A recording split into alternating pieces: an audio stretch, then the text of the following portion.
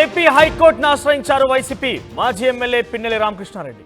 ఈవీఎంల ధ్వంసం, అధికారిపై దాడి వివాదాల్లో జైల్లో ఉన్నటువంటి పిన్నెల్లి రామకృష్ణారెడ్డి ఇప్పుడు హైకోర్టును ఆశ్రయించారు. తనకు బెయిల్ ఇవ్వాలంటూ ఆయన కోర్టులో పిటిషన్ దాఖలు చేశారు.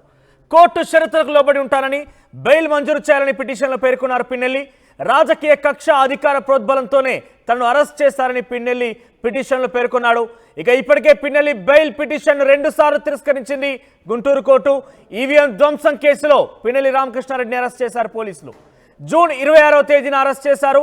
40 రోజులుగా ఆయన నెల్లూరు జైల్లోనే ఉన్నారు. ప్రస్తుతం నెల్లూరు సెంట్రల్ జైల్లో పిన్నెల్లి ఉన్నారు. ఆయన తరపున న్యాయవాది హైకోర్టులో పిటిషన్ దాఖలు చేశారు. బెయిల్కి మంజూరు చేశారు.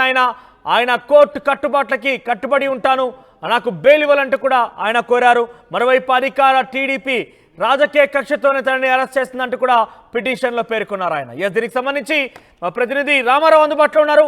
రామారావు, పిన్నెల్లి బెయిల్ని 2 సార్లు తిరస్కరించింది గుంటూరు కోర్టు. ఈసారి ఆయన హైకోర్టును ఆశ్రయించారు. అయితే రాజకీయ కక్షతోనే తనపై కేసు వేశారు, జైల్లో వేశారంటూ కూడా ఆయన ఆరోపిస్తున్నారు. సో అప్డేట్స్ ఏంటి, ఏ రకంగా ఉండే అవకాశం ఉంది? మనోజ్, ప్రధానంగా చూసుకున్నట్లయితే వైసీపీ నేత మాచర్ల ఎమ్మెల్యే, మాజీ MLA Pinnelli Ramakrishna Reddy bail petition పై మరికొద్ది సేపట్లో హైకోర్టులో విచారణ జరగనుంది.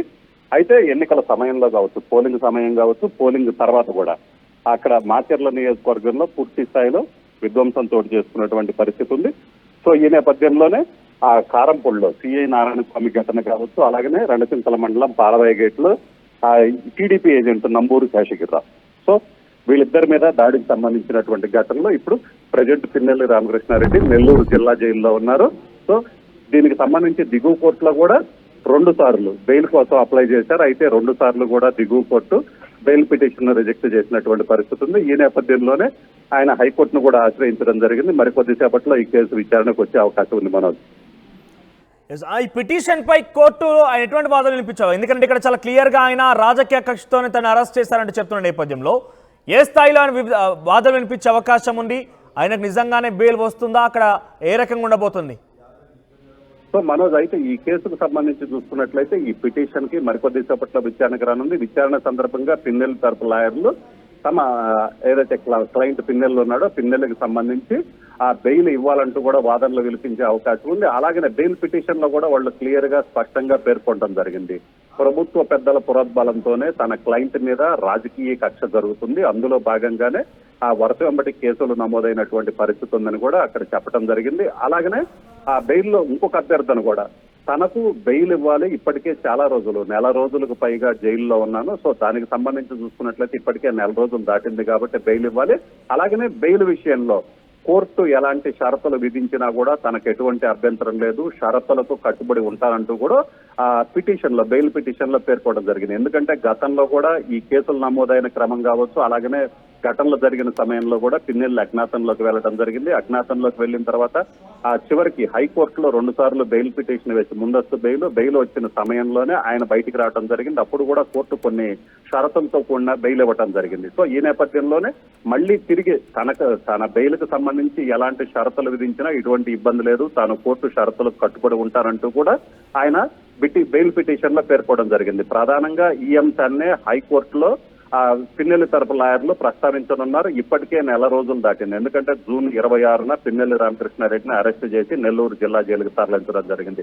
సో ఇప్పటికే దీనికి సంబంధించి ఇన్ని రోజులు, 1 రోజులకు పైగా ఆ జైల్లో ఉన్న నేపథ్యంలోనే ఇప్పటికీ కింద కోర్టులో 2 సార్లు బెయిల్ పిటిషన్ రిజెక్ట్ అయిన నేపథ్యంలో తన క్లయింట్ కి బెయిల్ ఇవ్వాలని పిన్నెల్లి తరపు లాయర్లు వాదించే అవకాశం ఉంది. అయితే కోర్టు ఇప్పటికిప్పుడైతే బెయిల్ మంజూరు చేసే అవకాశం అయితే లేదు. ఎందుకంటే ఆ ప్రభుత్వం తరపున వాదనలు కూడా వినాల్సిన అవసరం ఉంది. ఎందుకంటే ఇప్పుడు బెయిల్ పిటిషన్ మీద పిన్నెల్లి తరపు న్యాయవాదులు మాత్రమే వాదనలు వినిపించే అవకాశం ఉంది. ఆ తర్వాత ప్రభుత్వం తరపున కూడా ప్రభుత్వం తరపున ఏజీ కావచ్చు, అలాగనే ఇతర న్యాయవాదులు కూడా వాదనలు వినిపించే అవకాశం ఉంది. 2 వర్గాల వాదనలు విన్న తర్వాత మాత్రమే బెయిల్ పిటిషన్ పై బెయిల్ ఇవ్వాలా వద్దా అనే దాని మీద సంబంధించి కూడా పూర్తి స్థాయిలో నిర్ణయం తీసుకునే అవకాశం అయితే కనబడుతుంది. అయితే ఈ రోజు అయితే మాత్రం పిన్నెల్లి తరపు లాయర్లు అయితే మాత్రం తమ క్లయింట్ కి సంబంధించి చూసుకున్నట్లయితే ఖచ్చితంగా బెయిల్ ఇవ్వాలని వాళ్ళైతే కోర్టును అభ్యర్థించే అవకాశం ఉంది. Manoj, thank you Ramarao. మొత్తం మీద ఈవీఎం ధ్వంసంల కేసు, అధికారిపై దాడి వివాదాల్లో ప్రస్తుతం నెల్లూరు సెంట్రల్ జైల్లో 40 రోజులుగా జైలు ఉన్నటువంటి పిన్నెల్లి రామకృష్ణారెడ్డి మాజీ ఎమ్మెల్యే ఆయన బెయిల్ పిటిషన్ని హైకోర్టులో దాఖలు చేశారు. అయితే ఇప్పటికే గుంటూరు కోర్టు 2 సార్లు బెయిల్ నిరాకరించింది. ఈసారి ఆయన హైకోర్టులో బెయిల్ పిటిషన్ దాఖలు చేశారు. ప్రస్తుతం ఆయన హైకోర్టు బెయిల్ పిటిషన్ పై తన తరపు న్యాయవాదులు వాదన వినిపించే అవకాశం ఉంది.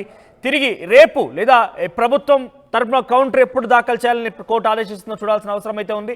సో మొత్తం మీద బెయిల్ వచ్చే అవకాశాలు చాలా తక్కువ కనబడుతున్నాయి. ఎందుకంటే ఆయనపై వరుసగా చాలా వరకు 3 కేసులు ఉన్నాయి. అధికార దుర్వినియోగానికి సంబంధించి, ఆ తర్వాత అధికారిపై దాడికి సంబంధించిన అంశాల్లో చాలా కేసులు అయితే ఉన్నాయి. సో ప్రస్తుతం నెల్లూరు సెంట్రల్ జైల్లో ఉన్నారు ఆయన. మరి హైకోర్టులో బెయిల్ పిటిషన్ మూవ్ చేస్తున్న నేపథ్యంలో రాజకీయ కక్షతోనే తనపై దాడి జరిగిందంటూ ఆయన తనపై అరెస్ట్ చేశారంటూ కూడా ఆయన ఈ పిటిషన్లో పొందుపరిచారు. చూద్దాం మరి ప్రభుత్వం ఏ రకం కౌంటర్ వేయబోతోంది, కోర్టు ఆయనకు బెయిల్ ఇస్తుందా లేదా అనే విషయంపై.